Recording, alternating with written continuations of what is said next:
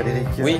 Oui, on va manger la galette. Bah oui, évidemment. Donc, un article sur l'épiphanie dans le supplément week-end de La Croix, puisque dimanche, ce sera le 6 janvier, jour de la galette des rois. Le journal catholique nous rappelle donc que l'épiphanie en grec, ça veut dire la manifestation, sous-entendu manifestation de Dieu, puisque c'est le moment où les rois mages seraient venus visiter Jésus, nouveau-né dans son étable à Bethléem. Alors, si vous avez prévu de manger de la galette des rois ou encore des macarons avec le thé ou le café ce week-end ou un autre week-end, faites bien attention à choisir des productions de qualité, Thierry, ou alors cuisinez vous-même, parce que voyez ce que nous raconte le Canard enchaîné à propos donc des macarons. Comme tout produit alimentaire à la mode, les productions de luxe d'il y a quelques années ont été suivies par une gamme industrielle avec de moins en moins de poudre d'amande, de plus en plus de saccharose, du sirop de glucose extrait de maïs, de la crème fraîche remplacée par un mélange de graisse végétale et d'eau, une flopée, je cite, d'agents correcteurs, émulsifiants, épaississants, tensioactifs, etc., substances parfois au-delà du seuil légal chez certaines chaînes de pâtisserie, selon le Canard enchaîné. Et que choisir? Même le chocolat est remplacé parfois par de la graisse de caroube, qui est une sorte de haricot. Donc la solution, c'est peut-être de nous mettre au fourneau, plutôt que d'acheter ce genre de choses.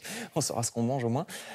Sinon, on peut aussi préférer une visite au musée. Le Parisien nous rappelle que demain soir, le Louvre est gratuit à partir de 18h et qu'il sera ouvert jusqu'à 21h45. Olivia vient de nous l'annoncer il y a quelques minutes. Eh bien, le journal nous le rappelle.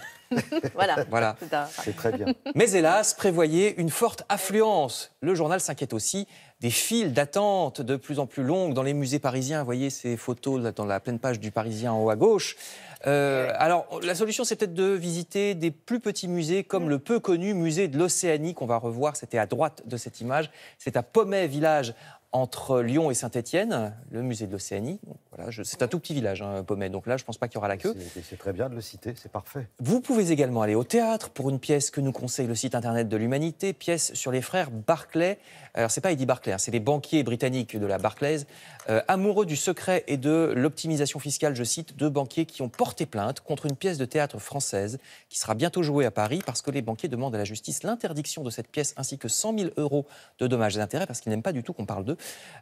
C'est une somme destinée à impressionner, estime l'avocat de l'auteur de la pièce. Pièce qui, vous l'aurez compris, raconte la vie et les défiscalisations, les voyages entre les îles anglo-normandes, Sercq et Monaco, de ces deux businessmen, vie racontée sous un jour pas tout à fait favorable. C'est à voir au Théâtre de Poche Montparnasse à Paris à partir de mardi prochain et article dans l'Humanité. Enfin, je vous signale la sortie du dernier livre de Michel Houellebecq, que voici dans Les Échos, nouveau roman baptisé Sérotonine et qui parle, devinez quoi, d'une France rurale au bout du rouleau qui a des envies de révolution contre la mondialisation. Est-ce que ça vous rappelle quelque chose?